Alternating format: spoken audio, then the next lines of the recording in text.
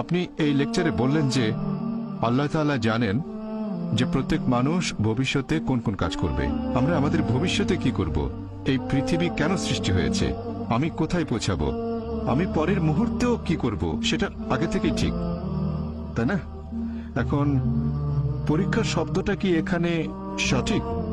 কারণ আমরা যখন পরীক্ষা দেওয়ার কথা বলি যুক্তির সাথে, তাহলে পরীক্ষা এমন একটা জিনিস যার ফলাফল আগে জানা যায় না।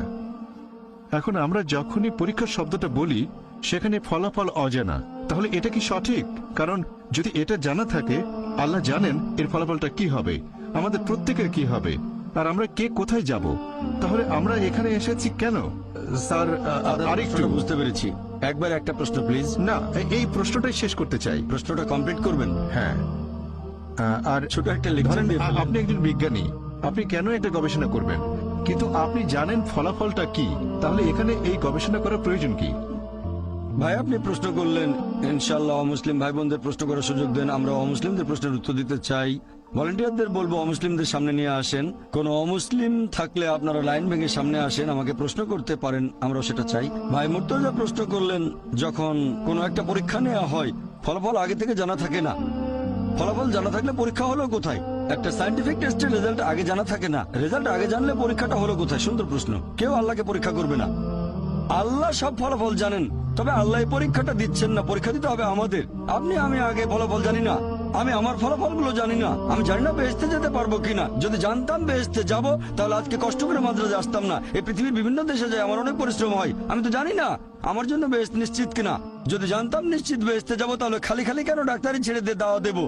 আমি জানি না, আমি নিশ্চিত না যে বেহেশতে যেতে পারবো কিনা। আমি আল্লাহ তাআলার কাছে দয়া প্রার্থনা করছি, আমাকে দয়া করো, বেহেশতে দাখিল করো। আমি আল্লাহ তাআলার কাছে দোয়া করছি, এভাবে বলবো না যে আমি খুব ভালো দায়িতা বেহেশতে চলে যাব। যে মানুষটা পরীক্ষা দিচ্ছে সে আগে থেকে ফলাফল জানে না।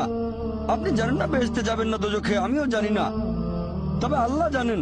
আমি আমার লেকচারে একটা উদাহরণ দিয়েছিলাম, একজন টিচার যখন পরীক্ষা নিচ্ছেন, অনেক সময় টিচার ফলাফলটা অনুমান করতে পারেন। টিচার জানেন এই ছাত্র পরীক্ষায় ফার্স্ট হবে, তারপরে এই ফেল করতে পারে। তাহলে কি বলবেন যে আমি পরীক্ষা দিতে যাব না? পরীক্ষা দেবেন আপনি, টিচার পরীক্ষা দেবেন না। এখন বিজ্ঞানী যখন কিছু গবেষণা করেন, সেই বিজ্ঞানী আগে থেকে ফলাফলটা জানেন না, সেজন্য তিনি গবেষণা করেন। আল্লাহ সুবহানাহু ওয়া তাআলা কোনো বিজ্ঞানী নন, আমাদের নিয়ে গবেষণাও করছেন না, এটা ভুল ধারণা। আল্লাহ আমাদের নিয়ে এক্সপেরিমেন্ট করছেন না। আল্লাহ সুবহানাহু ওয়া তাআলা আমাদের স্রষ্টা, বিশ্বজগতের স্রষ্টা। তিনি দুনিয়াতে সৃষ্টি করেছেন আমাদেরকে, এই মানুষকে, যাদের রয়েছে স্বাধীন ইচ্ছা, তিনি জানেন।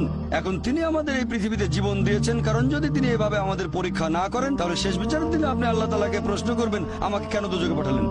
যদি আল্লাহ দোজখে পাঠান, এটা আল্লাহ জানেন, আমি জানি না, তাহলে এটা পরীক্ষা। আর আমি আমার লেকচারে বলেছি যে আল্লাহ সুবহানাহু ওয়া তাআলা সুবিচার করেন। এখানে আল্লাহ কোন রকম পরীক্ষা দিচ্ছেন না, আমাদেরকে আল্লাহর কোনো প্রয়োজন নেই। আল্লাহ এমনিতেই সবচেয়ে মহান, আমরা এখানে পরীক্ষা দিচ্ছি আর আমরা ফলাফলটা জানি না। যেহেতু ফলাফল জানি না, সেজন্য আমরা যথাসাধ্য চেষ্টা করছি। আর আমরা আল্লাহ তাআলার কাছে দোয়া করব, তিনি যেন আমাদের দয়া করেন, আমাদের ক্ষমা করেন, বেহেশতে দাখিল করেন।